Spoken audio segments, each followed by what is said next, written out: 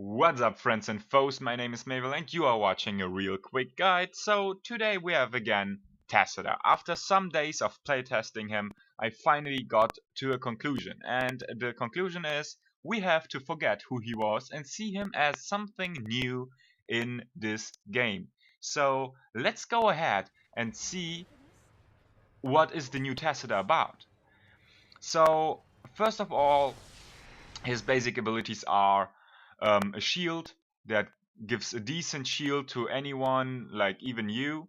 It's on an 8-second cooldown, and then you have a storm, good for zoning purposes. And on your E, we have a dimensional shift. That's our vocation ability, where we just go out and we are invulnerable. On our D, it's our oracle. This time we will use it. Our oracle reveals everything in our sight for 5 seconds on a 30-second cooldown, but wait for it. So let's talk about the first level for real quick. So the old Tassadar was all about this pre-shielding stuff. So you took the talent at level 7, and then you started pre-shielding all the people, like towers, buildings, assassins, tanks, whatever. Like you pre-shielded everything, and you try to gain value out of those shields. Since it was a talent at level 7 and you got some other decent choices before and after it, it was a good build. But right now, if you take Caladrin's Resonance, it's shit. It's a dead talent. Don't take it if you are not really sure that you want this talent for 100%. Caladrin's Resonance is a good talent, but it's dead because till level I think 10 or maybe 13, you won't get any value except the Regen Globes gives you 50% more mana, but you won't feel it at all because you will be always mana hungry and empty of mana. So let's go for this new thing, and it is Psy Infusion. Psy Infusion, we had this talent before. It was great, but sometimes not that good as Regen Master. But Psy Infusion, what it does is after you hit someone, you gain mana back. And this is something that gets value right at the start of the game. So you just clear a wave of minions, you get 50 mana back. So basically, you just go out and start Psy Storming everything, okay? So, and what I mean by it, it's insane mana regeneration and zoning potential in the mid game and late game if you finish your quest, because it boosts the radius of the storm and the damage of it. But it shouldn't be that hard to stack up the quest because it's like 10 waves and you have it already to 500. Be aware of this because this is really easy. It's an easy quest.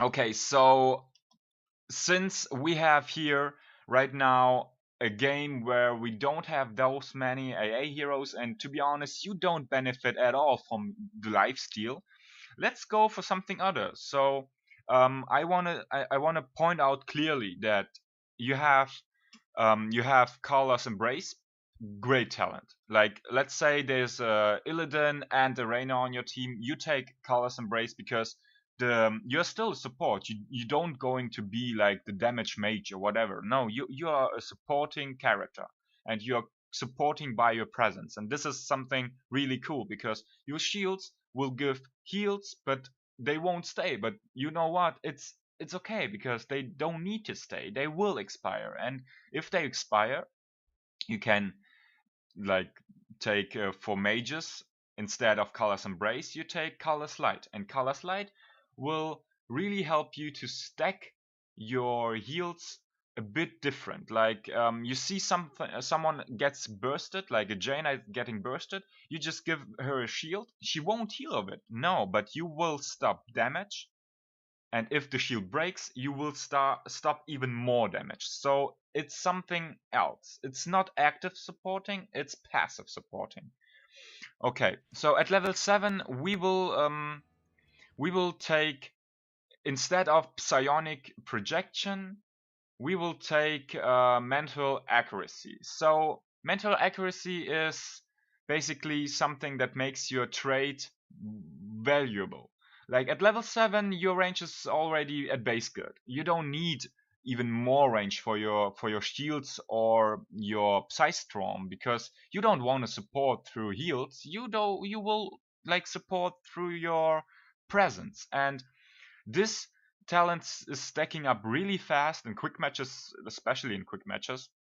Like you get a ton of value out of your trade because it's on a 15-second cooldown if you get your quest done, and your oracle is even farther, so you can see more people, you can reveal better things, and it's really good for like overall purposes. Um, it's really easy to stack if your team is not getting totally wrecked. Okay, so let's go ahead and watch a bit of a fight here. So as you see, we are all always in the middle of the fight, and we like trying to attack as many people as we can with our Psystorm, and as you see, we are always topped off on mana. We don't have any problems. You are in problem, you just go for a self shield. You are a problem, you just go for a vacation ability. It's okay. At level 10, we are going to take the Archon. Since we are all tired of these walls and we want to take Archon, well, it's still not a good ultimate, let's say this. But it gives you some sustain and survivability, and in addition it looks really cool and makes you really angry. So let's go ahead here and just have a look what is possible. So we going ahead and again we Psystorm just like the wall and 2 people in it.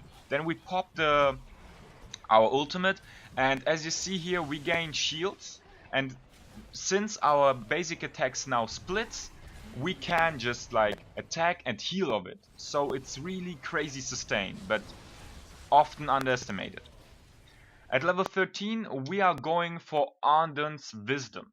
Nullification is still a good talent here, so let's choose it if they have a bursty team and you need some control over Liming or an Illidan or a Tracer, really good, or a Kerrigan. So you go for Nullification because it's still a good value, and if you need it.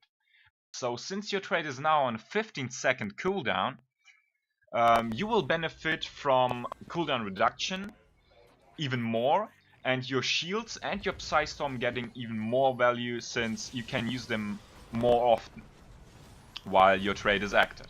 Okay, let's go ahead and have a bit of a look how you can like dictate a game through just your presence. You're there, people may be focusing you, but you have always your vacation ability, and then if Jaina probably drops a sick storm as you saw there, you can just go ahead, pop your Archon. Probably at level 16 you're way above your quest, and you can just melt them, and they won't even notice it. At level 16 we will go for the psionic echo. With this you will getting really annoying, like enemies will see damage everywhere. Your AoE will be a decent amount of damage, and with higher accuracy you will hit it because you can cast it twice and just like, for example, follow people around. So at level 20 we will go for the Twilight Archon, and with the Twilight Archon your ultimate gets finally value. So you can keep your Archon going nearly forever, and if the enemy team is staying, they will die 100%. You can give yourself a shield, you can give yourself an E, you will stay in the fight no matter what, because you're a beast and this Archon won't leave. So this seems maybe a bit OP, but if you consider that its base kit is not really good and just at level 20 you get some value out of it, it's okay. So you can live with it. You can just dominate team fights, and I think that's something Tassadar really needs. So is Tassadar back on the red carpet and ready for carrying? I have to admit that despite all my opinions about the rework, I had really fun. He feels dynamic and versatile. His only big weak point is his basic attack because you can't do shit with it. Like a minion won't die because it's like 19 damage per second at level 20. It's nothing. So hopefully they buff it a bit, but in the end this is the new Tassadar, and I really want that you try this build out because the healing build right now is not that good and not that fun. You maybe have really disappointment after playing it, but with this build, like a damage hybrid build, it's really fun and you have an impact on the battlefield that you can feel. And it's something that is not really normal because you support through your presence and not through active heals. So please try out, have fun, and hopefully we see us in the next one.